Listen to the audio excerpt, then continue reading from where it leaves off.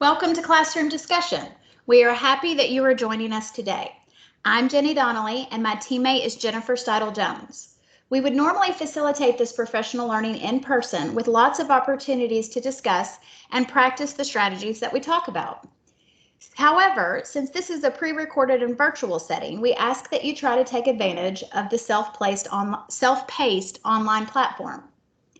Take time to pause where necessary so that you can reflect and write about connections you are making to your own context. There are 2 articles that are included with this slide presentation.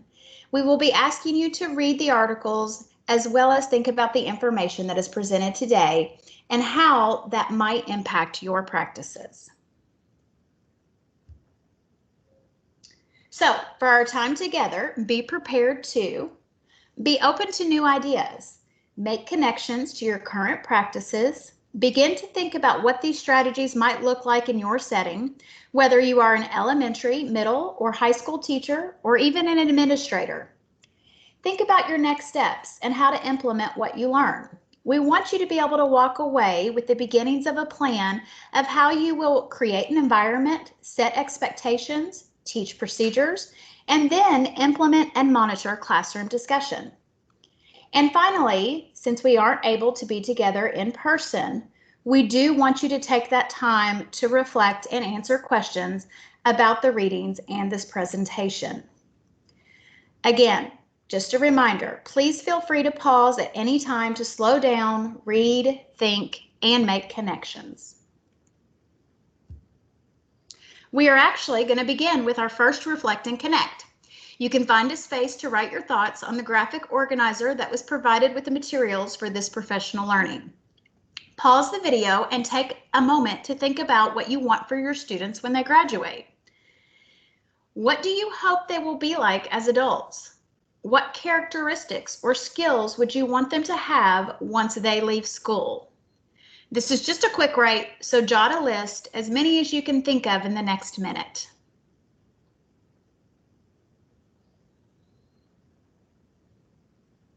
Okay, hopefully you were able to generate some ideas for the skills we want for our future students. We are going to come back to this at the end of the presentation today. Today, we are going to investigate a variety of classroom discussion strategies and think about how they might fit into your current practices. The reason we are focused on classroom discussion is because it has an effect size of 0.82.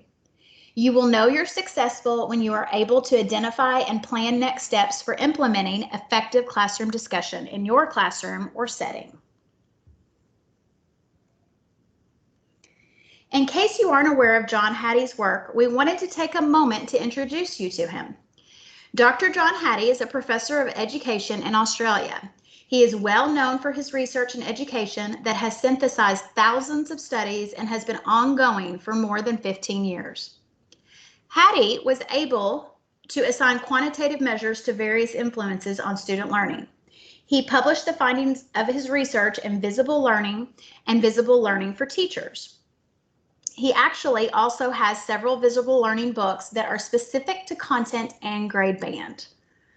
Hattie's research is ongoing and he continues to update his findings, which have remained consistent over the years.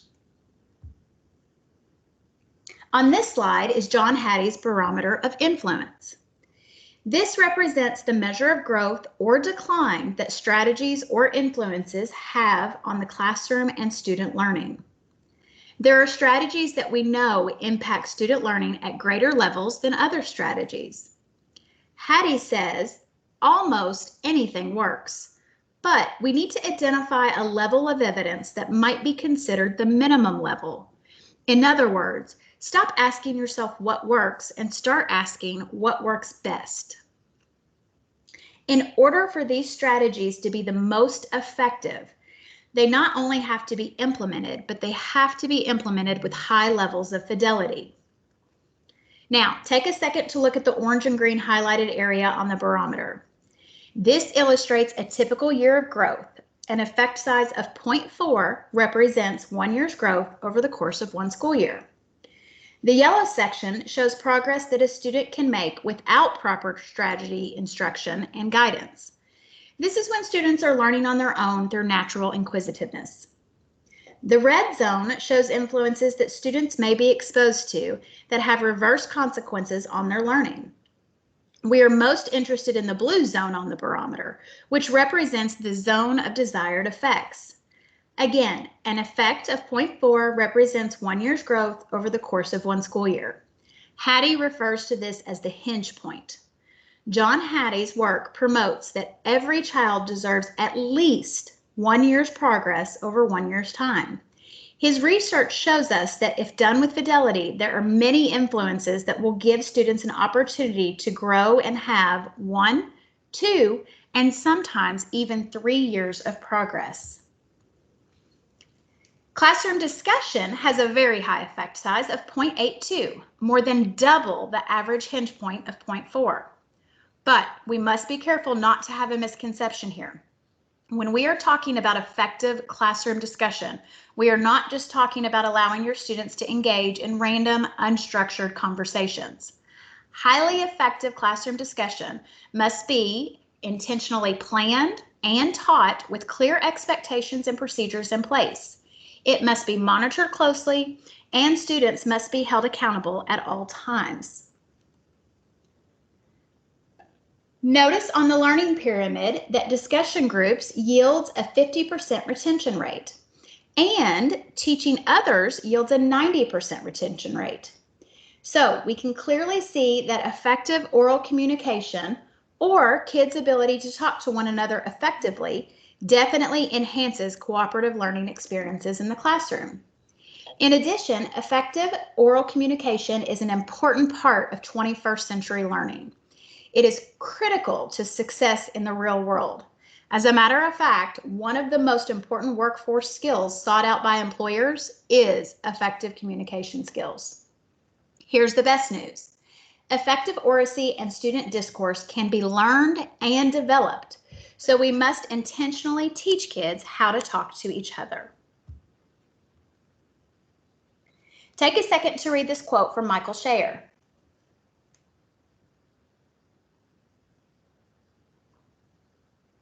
The message is that we must know what students already know and know how they think in order to help them progress to the success criteria of the lesson. We can use discussion to identify preconceptions or misconceptions about the content. We have to know what these are in order to help students move from where they are toward their goal. Listening to intentionally planned discourse can help us provide appropriate feedback and support students in deepening their understanding. Okay, it's time to reflect and connect. Refer to your notes page and take a moment to pause the video to reflect and connect. Think about why we speak up and add to conversation. What are some possible reasons that students talk during a classroom discussion? When you have completed your reflect and connect, please return to the professional learning presentation.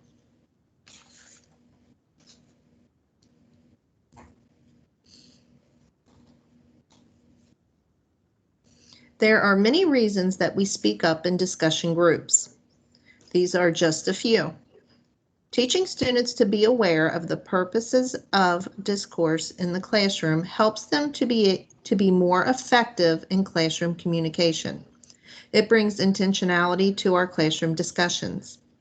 When students share their thinking, they are simply expressing their ideas and thoughts.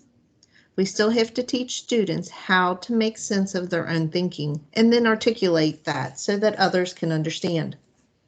Building on someone else's thinking is a great way to deepen understanding.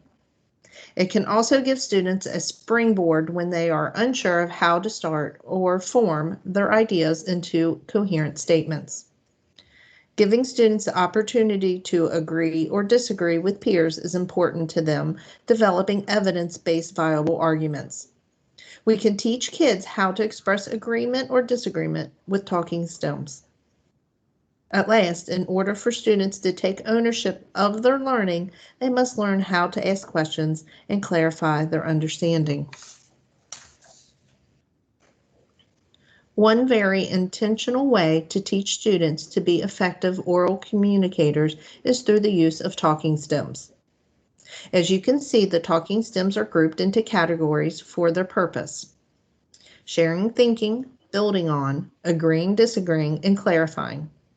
These stems provide scaffolds for students as they speak for various purposes.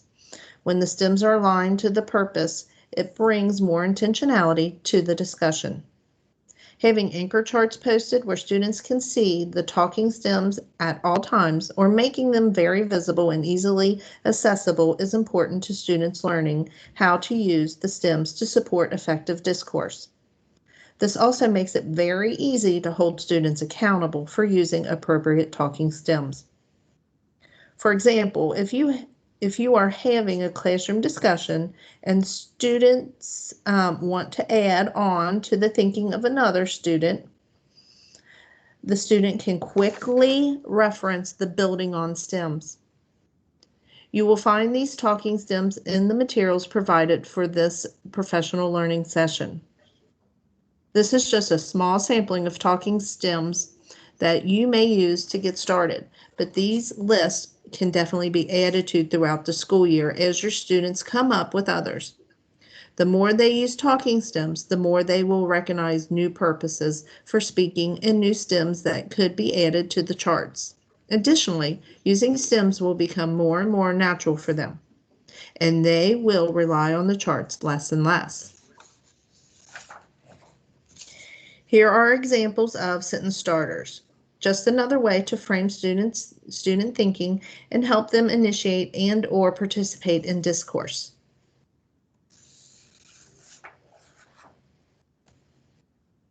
Just like with anything, we want our students to learn. If we are to be very intentional about holding our students accountable for effective discourse, it is critical that we have clear procedures and expectations in place. They need to know the do's and don'ts. We are all familiar with the researcher Marzano in his book, Classroom Management That Works, and the Highly Engaged Classroom. Marzano not only discusses the importance of setting procedures and expectations for classroom discussion, but also the importance of involving students in the process. This brings authenticity and ownership to the process. And I am sure we are all familiar with Harry Wong's very famous book, The First Days of School, where he reminds us that the most successful classes are those where the teacher has a clear idea of what is expected from the students, and the students clearly understand what the teacher expects from them. The next few slides have actual classroom examples of expectations for discussion. This first one is from a high school, and you can see how they wanted to ensure student accountability within classroom discourse. The guidelines provide students various ways they can contribute to discussions. Here's an example of where they have listed expectations for self-regulatory behavior, as well as possible questions so that the students can prepare their thinking.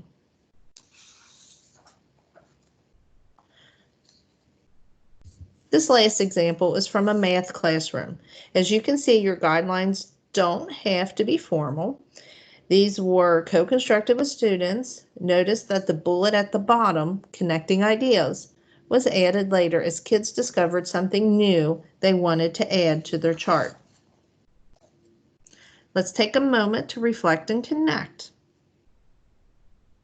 Please read the reflection questions and refer to your notes. List possible procedures and expectations for discussion in your classroom. And what would co-constructing expectations and procedures look like and sound like in your classroom?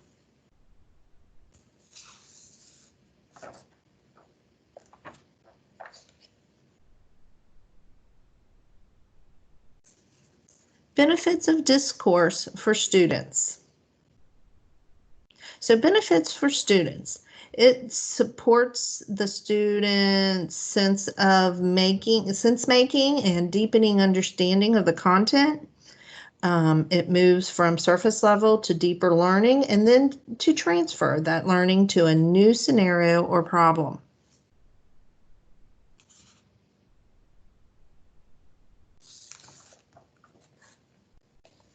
So benefits for teachers. Another benefit of intentional classroom discussion is that classroom discussion can provide teachers with another way to assess students. You may be familiar with Brookhart's research and work surrounding learning targets and formative assessment. In a recent article titled Getting Students Thinking at Higher Levels, Brookhart discusses how classroom discussion can be used to assess student learning. Some ways that teachers can use discussion for assessment are using open-ended questions that require students to explain their thinking, listening and taking anecdotal notes as students respond to one another, provide tasks that require metacognitive conversations, asking questions, inferring, synthesizing, rather than just recalling facts or retelling stories, and having students assess their own progress toward learning goals by explaining where they are in their own progression of learning. This is an important part of self-regulation, and remember that self-regulation is one of Hattie's super factors with an effect size of 1.33. So you can see that classroom discussion can be a great way to assess student learning. Let's reflect and connect. We are going to watch a video titled Effective Talk in the Classroom. The school featured in the video is actually in England, but we know that kids are kids no matter where they live, and solid instructional strategies are universal. So be sure to use your notes page to capture your thinking as you watch. Write down things you notice, things you wonder, and connections you make as you watch. Okay, Jen, I want to ensure that we have sound for this video, so I am going to take just a moment to make sure that our sound is turned on before I start it. There we go.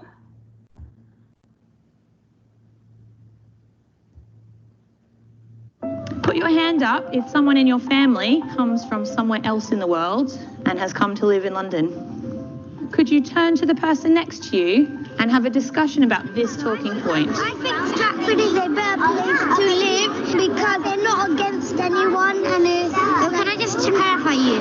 What do you mean by like against? Literacy is the keystone to everything that happens in the curriculum. There are such high expectations for talk, and it does really make a difference in the children how articulate and how confident they are.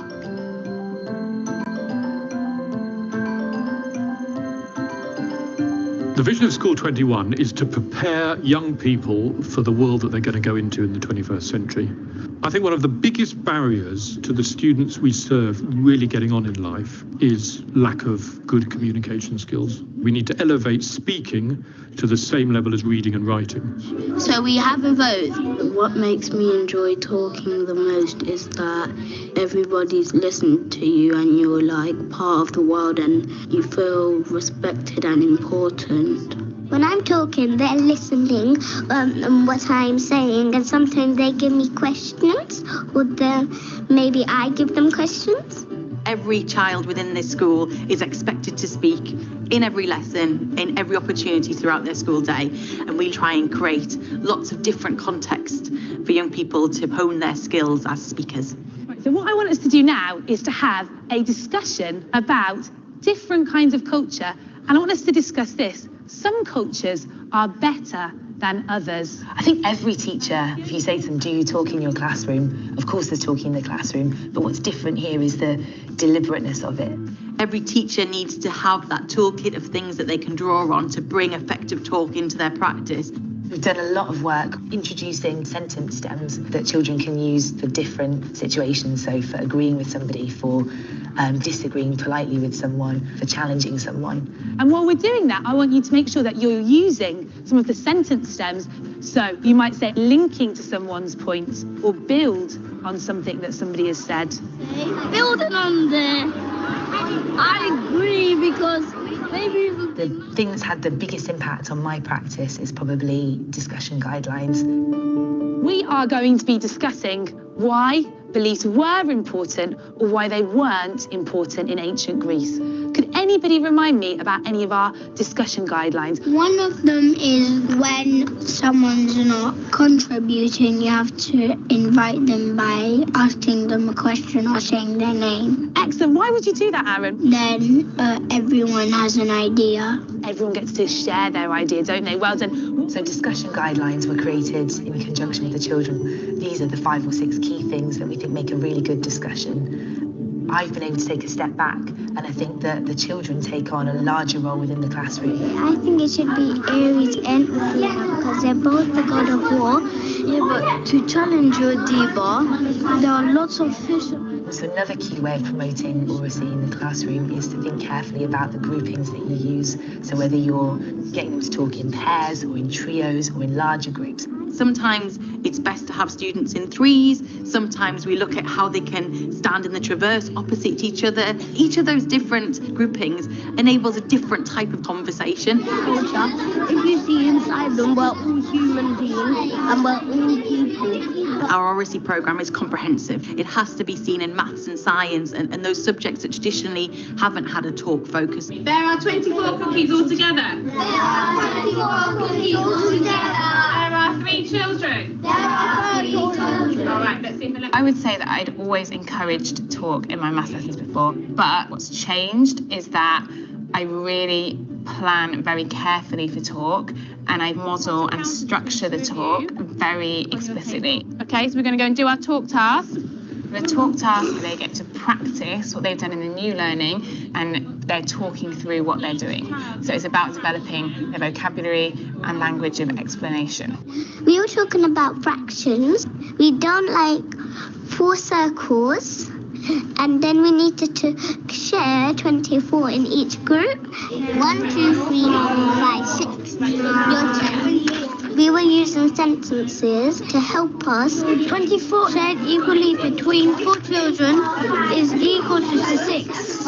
Let's do another one. There are lots of different reasons why we get students who may not feel it's almost their place to speak.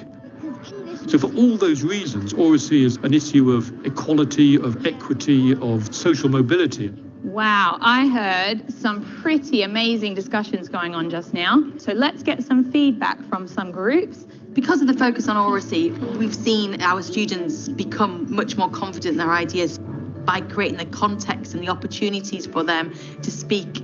They've just flown and become eloquent, engaging speakers. Hayden? We came to a decision and said that we disagree with the text. Everyone is unique. Everyone's the same, but they do their things in different ways.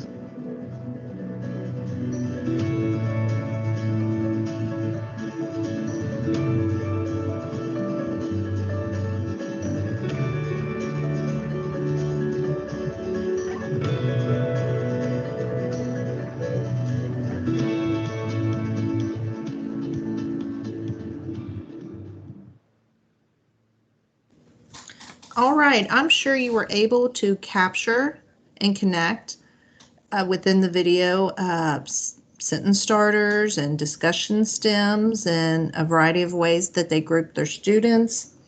And I know you saw examples of classroom discussion expectations.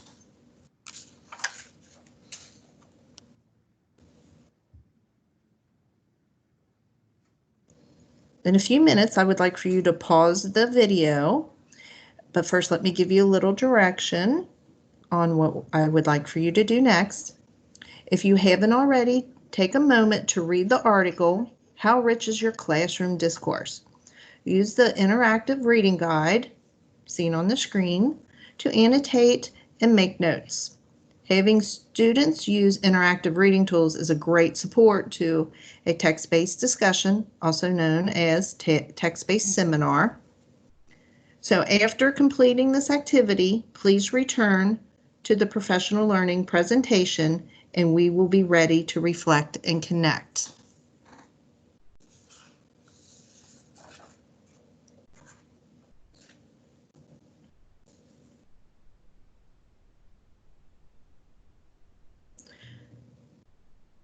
When you are done with the article, use your Reflect and Connect Notes page to answer the following questions. Please pause professional learning presentation to complete this Reflect and Connect. When you have completed your Reflect and Connect, you are ready to return to the professional learning presentation.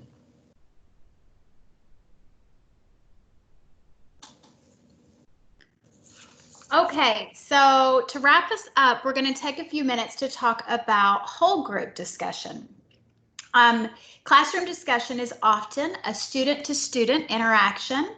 However, if thoughtfully planned, a teacher can facilitate some very impactful whole class discussion. We're going to explore a few resources and their recommendations. The Teacher Clarity Playbook by Fisher and Frey, Routines for Reasoning by Kalamanik, Lucenta, and Creighton, and 5 Practices by Smith and Stern.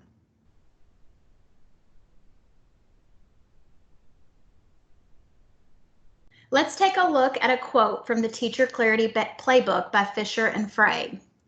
Student discussion is critical for learning. Teachers who create space for students to pose questions, wrestle with complex issues, clarify thinking, speculate, probe, disagree, resolve problems, and reach consensus are employing a dialogic approach to instruction.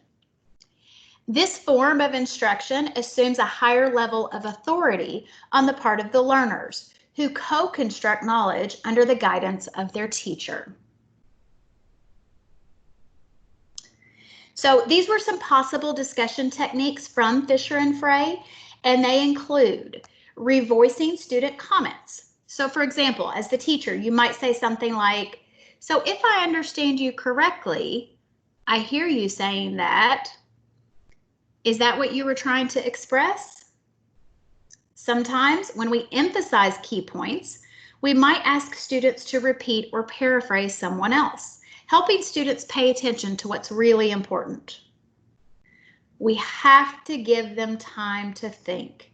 Wait time is so important for students to think, but also for teachers to process the conversation that's taking place. When we turn questions back to the class, we might say things like, oh, you've raised an interesting point. I'd like to hear what others think. And finally, we can ask for evidence by asking them to identify where in the text they found that.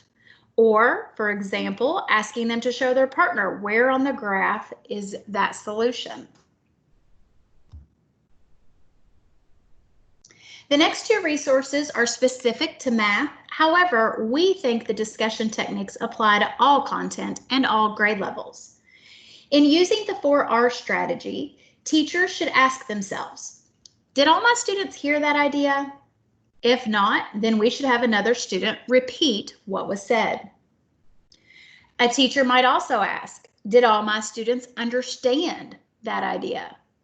If not, we should have 1 or 2 students rephrase what was said, saying the idea again and using different words. It's also important to ask ourselves, is this the time to press for precision in language? If yes, then we should reword by saying the idea again, substituting any academic language that we want our students to develop.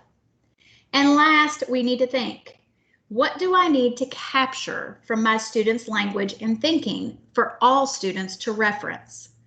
Think about how we might record some record of the idea, using labels or language that we want students to use, and consider any important visuals or color coding when needed.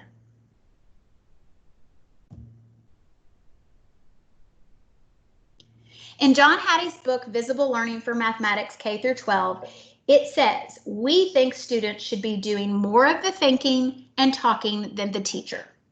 As a matter of fact, the National Council for Teacher of Mathematics finds discussion so vital to mathematics instruction that one of the 8 math teaching practices from principles to action is facilitating meaningful mathematics discourse.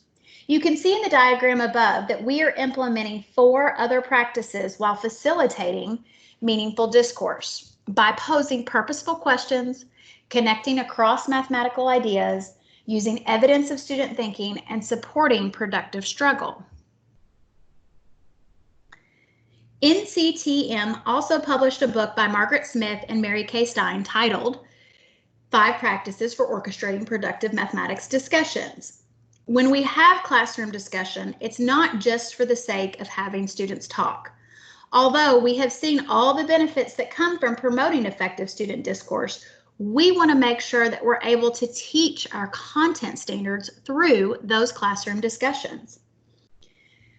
The ways we can do this are to begin the discussion in our prep work by anticipating all possible strategies that students might use, as well as any misconceptions that might come out in that discussion. During the discussion, we need to be monitoring. We should walk around the room and listen carefully.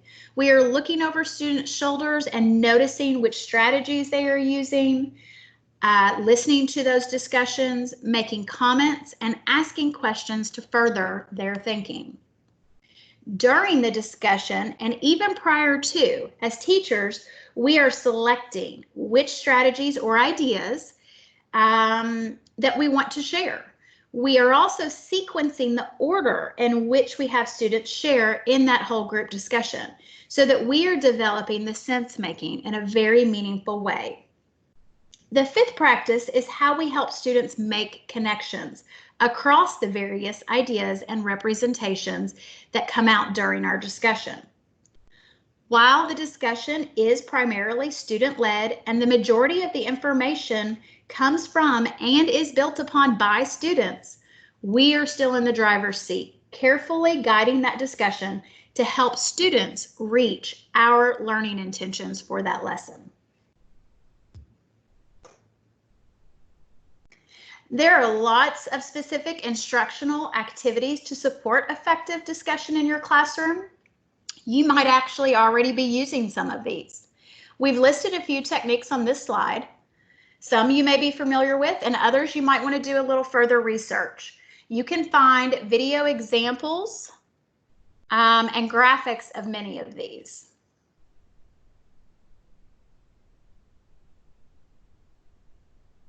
So we're going to read our second article now that we've included in this materials section.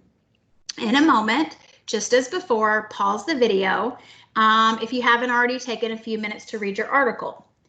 The name of the article is Practical Tips for Teaching Online Small Group Discussions.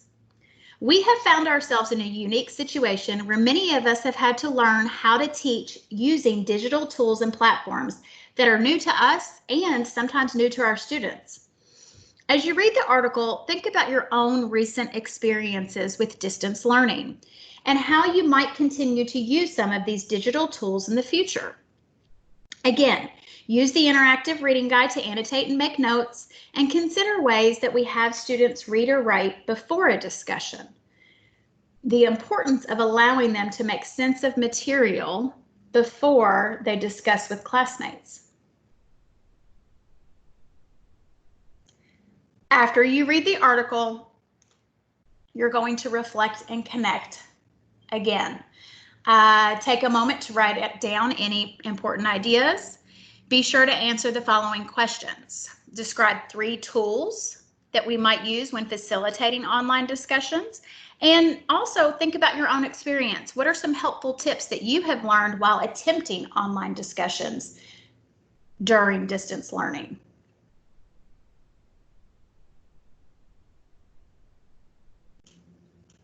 Okay, now we want you to take a moment to go back to your very first Reflect and Connect, where you listed characteristics and skills we want our students to have as adults.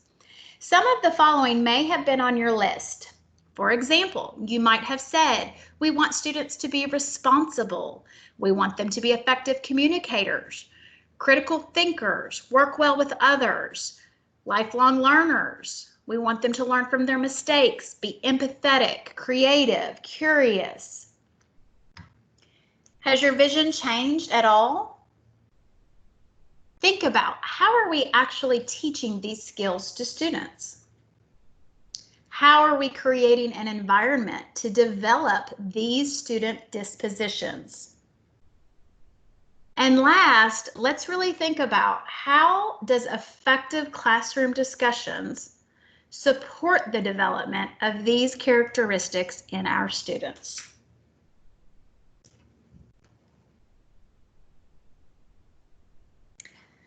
Okay, so what? Now what? We have talked about the importance of classroom discussion, some of the necessary structures, as well as some possible strategies and techniques. What are your takeaways from the session? Begin to formulate a plan to implement effective classroom discussion in your class and at your school. And we want to bring you back to our learning intentions. Think about the what, the why, and the how. Remember today that we are learning about a variety of classroom discussion strategies and structures that need to be in place in order for it to be effective. We are talking about classroom discussion because it has such a high impact on student learning. And finally, we hope that you have been able to begin a plan of some next steps to implement and or improve classroom discussion in your class. Thank you so much for your time today.